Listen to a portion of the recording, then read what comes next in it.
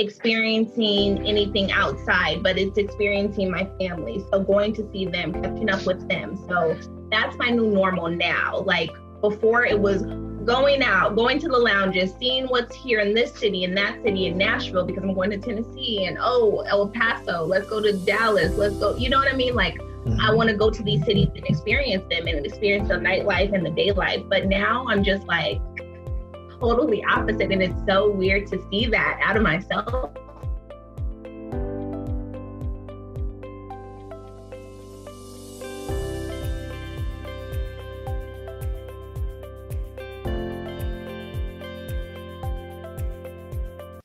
Hey, welcome to Travel Tuesday Happy Hour, where we interview dope people doing dope things. Today, we're on location at the Cafe Word bookstore in South Orange, New Jersey. And today, we have a wonderful guest. Tell us who you are and what do you do?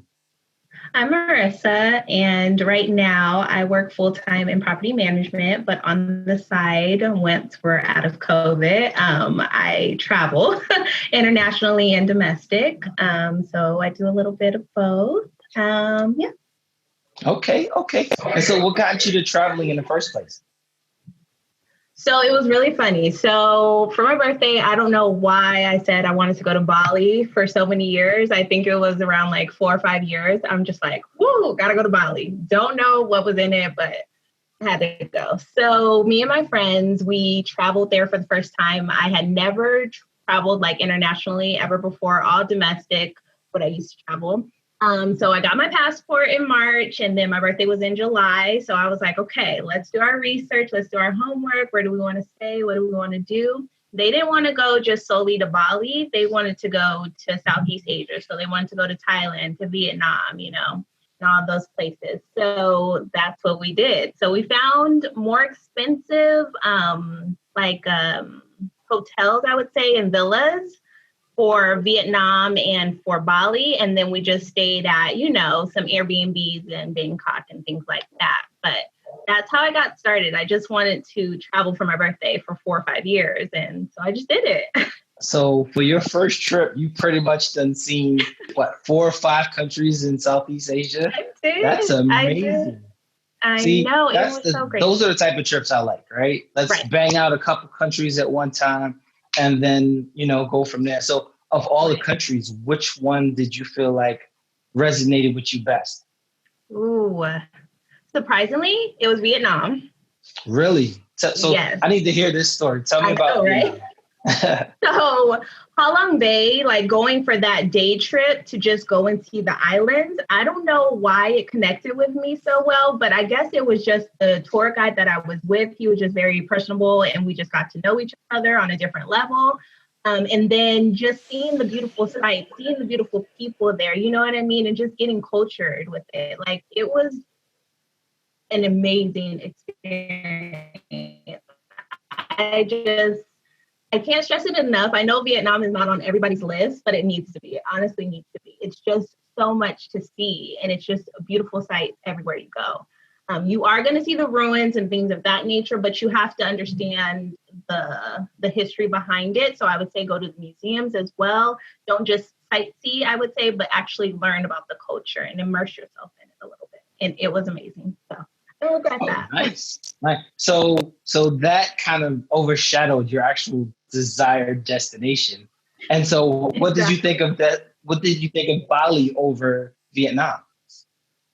Bali was dope, but I feel like I stayed in a villa and it was far away from everything. So I'm just like, okay, what do I do? Where do I go? Like, I should have like researched a little bit more of the transportation aspect of it because they don't really have like, you know, their Uber out there, which would be their Grab car, you know, like you have like internationally. So I was just a little stuck after I got into the villa. But I did get transportation from one of the sites. I went to go see, I wouldn't recommend this, so don't take this as a recommendation, but I went to an elephant sanctuary. And so they had transportation to get us back and forth to the villa. So yeah, it was nice. It was cool. It was a chill time, but Bali doesn't have my heart like Vietnam has my heart for some reason. So Bali, Vietnam, where else did you go? We went to Thailand and another place, which is, I don't know why it's slipping. We went to 4 places, I know that. But the other place, obviously, it wasn't memorable for some reason. But Clearly, so that's the bottom of the 4. So what would you say? So it's Thailand, it's Vietnam. Yeah. Then you would say Bali and Thailand, or Thailand and Bali? Thailand and Bali, for sure. Wow. I know. So what about Thailand that has Bali beat? I think because I hung on to somebody that like I met during like, just a little outing, and they took me around like the real Thailand. So to go to the food markets, to go to like their outdoor, shopping centers and things of that nature, I really just fell in love with the food because I'm a foodie. So they're, everything that they had like locally, like I just got to know that on a different level than I did in Bali. Like Bali, I was only there for a day and a half, surprisingly, even though it was my birthday trip. Like we only planned it for a day and a half. So I really didn't get to see Bali how everybody sees it on Instagram and everything, with all the pictures and stuff. So I don't know. Maybe I'll have to go to Bali again. Yeah, I mean, so the crazy part about that is one of my guests said that don't let your first trip be your bucket list trip, because it kind of it may not measure up to like the glitz and glamour that you wanted it to be. So that's interesting. That's smart. So with that said, what keeps you traveling? Like, what about travel excites you the most? I mean, learning about different people's cultures, meeting new people, like that's like the base of my like traveling. Like I love to learn new things about cultures and people and just see what's out there. Like I don't want to stay like sedentary in the same place for too long. Like I really feel like I'm a nomad at the end of the day. Like I just like to go and just experience the things. Like that's just who I am. I've always been like that, but I was so scared to travel as like a Black woman because, it's just a lot of stereotypes when, people get to talk and they're just like, well, you're not going to be safe over there because you're Black. And what if they don't like this? And what if they don't like that? But I feel like that's anywhere. Honestly, that's anywhere. So why would I be scared to go internationally when I should be scared in my backyard realistically? You know what I mean? I don't know what's out here. Fear is anywhere. Any crime can happen anywhere you go. So say like, oh, don't do this because you're this and this and that. I'm like, nah, I got to see for myself. I got to experience it. And if I don't like the vibes, then I won't go there again. But at least I did it, So that's me. Right. So let me ask you a question. Like, have you done solo trips, or have they been mostly with groups of people that you're familiar with? Surprisingly. So when I said that I went on my birthday trip with my friends, it ended once we landed in Vietnam. Some people you just can't travel with, and you learn that along the way. So I did learn that the hard way, but Vietnam was a solo travel. It wasn't made to be a solo travel, but I had to learn how to get with it, once I was in Vietnam. So I booked it on the fly, my hotel. So once I, met up with the concierge and the hotel manager, like I just became friends with them, and they showed me, how to maneuver around the city, what's safe, what's not, what places to go, what tour guides to go with. So I was in the best hands at my hotel, and they really got me through that solo travel. And then I went to Jamaica and Grand Cayman, I think 3 months later, and that was with my family. And then I went on a solo trip to London in this January. And then I met up with my friend in Paris. So, I mean, I did do those 2 on my own, but, for the majority of it has been with groups for sure. So you mentioned being able to just get that trip while you're already out in the Eastern Asian area. Like, is it just easy to just, hey, there's a flight going out, I want to go and just go? Because I think a lot of people don't know this, right? Right. I think a lot of people feel like you got to plan everything months in advance. I know in Europe, you can buy your ticket the same day just to go to, from London to Paris, and it probably costs you maybe $100, right? So tell us how easy that was for you to kind of go between countries, considering you was already out there. Definitely. So I would download Hopper and Skyline. Am I saying that right? Skyscanner? Yep. Skyscanner. Okay. So download those two and you'll be set. Like those flights internationally. So say that you want to go from like how you say London to Paris or Paris to London. The cheapest flights, they'll have it the same day. You'll get like, it's not the best of the airlines, but you're going to be in there. So it does not matter. Right. And you'll get that flight and they have it from morning, noon and night flight. So, I mean, it's really easy, really inexpensive. And if you do want a hotel, go to your Airbnb, see what's locally around first. Then go to your hoppers, see what they have on discount. Then, see around, check with the locals. They know where to stay too. You know what I mean? So go to a bar, sit down for a minute, compose yourself. If you don't know where to go, or say that you had a layover that was longer or you missed your flight or something, go to a bar. Like the people know, you know what I mean? Just talk to people. You don't have to give out so much information, but just sit there and ask them like, hey, where's a good place to stay? Da, da, da, da. Do you know X, Y, and Z? And more than likely, you'll find something on the whim. So it's easy. Okay, that's really awesome. So earlier you mentioned what drives you is learning culture, right? Yes. And then the fact that you also feel safer while traveling versus home, right? And as you are aware, where we are right now in these times of both Black men and women aren't feeling safe just leaving the house nowadays, right? Have you ever felt unsafe or felt as a woman over-sexualized when you traveled? Or has that just been more of a thing of not feeling safe while you're at home, which is why a lot of us retreat to go elsewhere? Exactly. So I retreated to go elsewhere, definitely. So, I mean, I feel safe. I would say 99% of the time when I'm traveling internationally, I don't feel like anybody is coming up to me. So keep your charger on, keep the internet on, stop downloading from Napster, and you'll be good to go. You know what I mean? Right, So I'm sorry, I'm gonna have to get that from you all over again. Okay. So where was I? Was I talking about traveling? So traveling while Black. Yeah, traveling while Black. Okay. So I guess I'll start from the beginning. Right. So when I was in Southeast Asia, I think just they idolize. I don't know if idolize is the right word, but I mean, they see your ethnicity and your skin tone and they want to take pictures. They want to touch you. They want to see your hair, things of that nature. And I'm just like, not the type of person that, likes people to invade my space, regardless if I'm traveling internationally or domestically. I love my little personal space.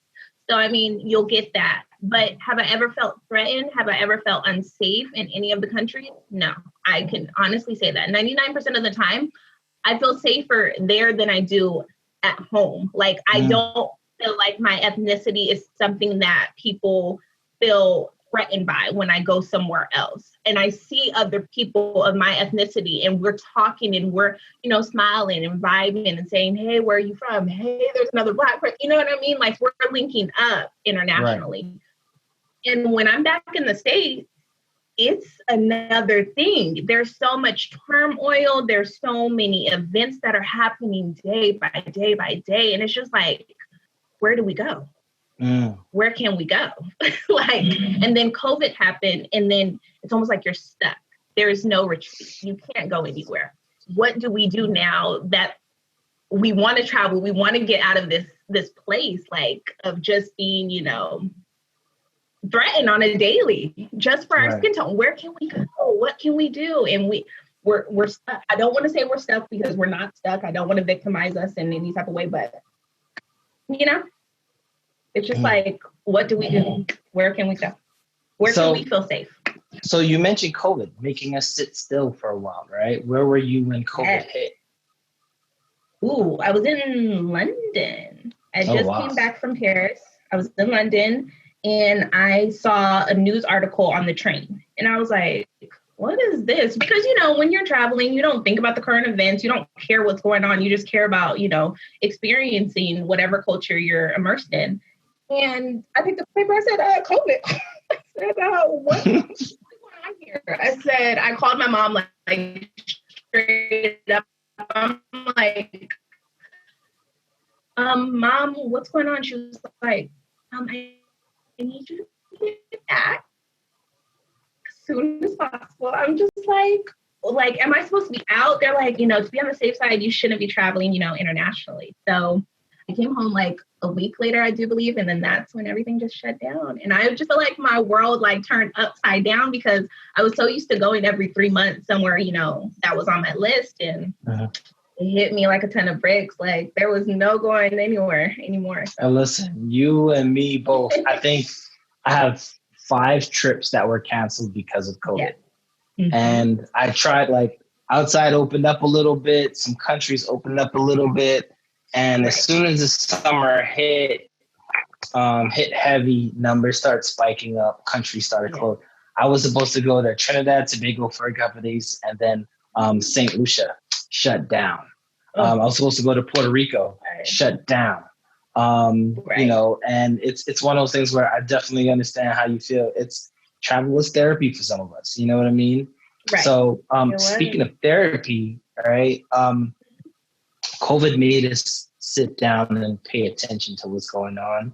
It also made us kind of reflect on life. Like, did you find that you found yourself in COVID, or you kind of like, a lot of people, I got creative. This is a product of COVID for me, right? What did you find out about yourself during COVID? And by the way, I just want to say before I get into my little spill, I'm so happy that you did this, honestly, because I feel like it's opened up, a platform for somebody to speak about what's going on, their travels, how they're doing in this time. So perfect. Congrats. I appreciate you. Of course. But for me, I feel like I used to prioritize work over me going somewhere or me traveling somewhere. I'm like, oh no, I have to work. This comes first. My work ethic needs to be up here. And I'm just like, life is really short. Like so much has happened in my life during this pandemic that has really opened my eyes. Rather than just the illness and the diseases that are out there, there was really like family, traumas that were happening. And it makes you sit down and you really have to reflect on these things. Like you need to be putting your family and your friends first and your loved ones, before any of this nonsense that's really going on, because there's so much in this world that's happening right now. Like you really got to get in touch with your loved ones, and you really got to do what you want to do out of this whole thing. Like, don't let fear ever hold you back. And I think that's like the main thing that I got out of this quarantine, which I'm so happy I did that, honestly. Like, that's amazing. It really opened my eyes. That's amazing. I mean, the thing is, I'd be surprised to find someone that says that they didn't discover themselves during COVID, right? Either they were being negligent and just still going out and doing their thing, or they really didn't want to see the real person. Like, was it called looking at the man in the mirror type of scenario? Yeah. So, and it's one of those situations where a lot of us really have to sit and realize, all right, what is my skill set if I can't go into an office? All right. Exactly. And so I like to talk. I like to listen to people talk. So I was like, you know what? I can't go nowhere. So let me listen to people's stories, live vicariously through their stories, and, share it with other people as well. Because, like you said, when we travel, a lot of people focus on what's on IG as opposed to the backwoods, going to the local restaurants, the hole in the walls. I'm the type of person when I used to go to Miami Beach, I wouldn't eat breakfast at those big, long, restaurants on the strip. There's a couple, like you go up 118th, make that left. There's a nice hole in the wall, Dominican spot. You get some nice food. Those are the type of experiences I like to have. So as we transition and, each state is opening up at its own pace and then closing back up, how are you adjusting to the new norm? Oh, I don't know if I'm adjusting that well. I don't think I am. But I'm trying to slowly get there. I have done a little bit of traveling, domestically. So I've gone to Texas and Tennessee and things of that nature. But honestly, like I said, once I got that perspective, it's not even about like experiencing anything outside, but it's experiencing my family. So going to see them, catching up with them. So that's my new normal now. Like before it was going out, going to the lounges, seeing what's here in this city and that city in Nashville, because I'm going to Tennessee and El Paso, let's go to Dallas, let's go, you know what I mean? Like I want to go to these cities and experience them and experience the nightlife and the day life. But now I'm just like totally opposite. And it's so weird to see that out of myself now, but I'm traveling more for family rather than going out for pleasure or anything like that. So I'm adjusting that way, but I don't know. So you mentioned family. You have an ivy wall of photos. Is that family or is that just trips? No, trips are at the bottom. So Vietnam, it made the wall. But it's my family for the years, for sure. And then I have my grandparents, like those are people that I look up to. And then, my dad, my mom, my brothers, and my sisters are all on that wall. And then my nieces and my nephews. Awesome. And, that's creative. Yeah. That's a nice way to I try. do it. That happened in quarantine. There you go. You got creative. So you talk about the new norm and traveling domestically, right? Since outside is opening up, let's say somebody can't make it to Tulum, the new Miami Beach, right? What are some tips that you would get? Like, what are your tips, right? So when you're getting started to plan a trip out, give me 5 things that you typically kind of check off before you even make moves to buy anything. Right. So, make a list of your top places that you want to go, right? That's the first thing that you do. Second, research it. Go on Google. Go on YouTube. There's probably some type of vlog out there that you know about. You know what I mean? So go and see these places that they've gone to. Go on Instagram. Go check out the tags for those places. See if you really, really want to do this. Then if you see the tags that you like and you see the places, then go on to Yelp. Look at the reviews. See what people are really saying about that. You know what I mean? And then if you're on Instagram anyways, looking at the tags, go talk to the people. That's what you do. When somebody tags something, start a conversation. That's why they're tagging it. Oh, I was here. Let me tell you about my experience. You know what I mean? The worst thing that they can do is like look at it and not reply back. Okay, on to the next. You know what I mean? Like, right. Not that big of a deal. But we have all of these apps that we don't even utilize the way that they should be utilized. Socialize. Talk to people. Right. See what is out there. Social media. So I would say do those things. Yes, come on. And then go to the people that travel the most. So go back to YouTube and see what type of apps to download, because some things that are domestic are not international. Like Uber is not international. So get Grab. So you're going to have to do that. You know what I mean? Some places don't do Airbnb. So what's the next resorts that they have for app-wise? You know what I mean? Just do your research and be smart about things that are going on. Don't get scammed. Do your research and actually dive into it. You know? So I like that because to your point about reaching out, I know a lot of the people that I follow, they will put up in their story, about the places they just left, give you the good, the bad, the ugly, and then actually have made themselves available if you have questions. Now, if you ask a silly question, they may blast you, but that's the risk you take, right? So what's on your bucket list of places to go? So let's say top 5.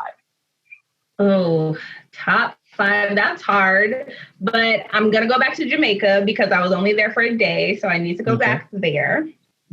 My family, my dad is actually from Accra, Ghana. So I'm going to go there, and that's where my grandma is laid to rest. So I have to go. Singapore, it looks amazing. Crazy Rich Asians. Listen. Yes. Come on. I'm there for the people. Crazy Rich Asians. Let's go. I'm definitely doing that. And then Australia, I want to go. I don't care what I got to do, but I'm definitely going to go. And then I don't know. I don't know what my 5th one would be. What is your recommendation for my 5th one? You tell me. You've been to more countries than me. Oh, nah. Just a couple. I would say Dubai. I would say, so places I've been that I would recommend people go would possibly be Prague, Croatia, you're going to Jamaica, if you go to Ocho Rios, and if you can make it to the Rio is amazing. And Haiti, I mean, rich in culture, great food. That's where my family's from. And so I definitely, that's usually on the list. But I actually went to Accra for a year to return. Oh man, that was like, I will say, Ghana was the first country to make me as a diaspora feel welcome. Like, and I've been to Morocco, I've been to Egypt, and I've been to South Africa. Nowhere has the overt welcome of the diaspora been expressed like Ghana. And I don't think it was just the hype off of the year to return. It was loving. It was peaceful, to the point where I know people that are like, I'm going back, I'm getting property, and we're gonna make it work. So yeah, exactly. that was that. And when you make it, it'll change your life. Right. I know. My dad is like, you have to come. So I'm gonna go. I'm definitely gonna do it. I can't wait. Cool. So where are some places that you wouldn't return? Ooh, that's a great question. I mean, I want to go back to Paris. I'm not going to lie. No tea, no shade. If anybody's from there watching, don't hate on me. I just didn't have the best experience. I love the sites. The architects were amazing once they created those buildings. Beautiful. But the people there, I don't know if it's just me because I like to talk to people, but they are not very, nice. Friendly. Friendly. Well, I was told by Germans that Americans are American friendly or fake. Because the thing is, everyone is not as friendly, right? Right. And so, it's weird because I think we value the person-to-person interaction more than a lot of other countries do. And so, and I'm surprised you got that experience because I took my mom for her 60th a couple of years ago, and she extremely loved it. She loved it, but my mom's like an evangelist. So Europeans are private about their religious affiliation. So you can kind of see when she was making people feel uncomfortable. But outside of that, people were talking to us on a train. People was pointing in directions and showing us how to get around. So it's interesting. I'd go back more of a couples type trip than anything else. But it is, I actually liked it. I liked it at nighttime. I got a lot of walking in. My steps were on a million. For sure. but yeah, I mean, I will say for me, it would mostly be Munich. Just cause it was one of those cities where it's you thought Paris was rude. They will walk through you in Munich. They will if it's two of y'all walking and you don't make way for them, they will walk straight through you. So, so it's one of those things where don't get offended if somebody bumps you. There's just not enough space on the sidewalk. That's what they say. You got to get out their way. But so what do you have going on that you might want people to know about? So I'm trying to get my IG back together. So I want to start doing some little pop-ups on my stories of places that I've been before and just giving you the rundown and the recommendations. So I'll be doing that, and then I'll start a blog on there too so that you guys can check out the website. So that's coming up in December. So I'm excited about that. I'm working on it for months. So it's in the works. Hey. Good things take time. So take your time, and so when you drop it, people will enjoy it just as you want them to enjoy it. For sure. So that's what's I want to thank you for doing the show. This was really dope. I felt like I was in Vietnam with you. I felt like I was in Thailand. You made me feel like I was right there with you. Sure. All right. Well,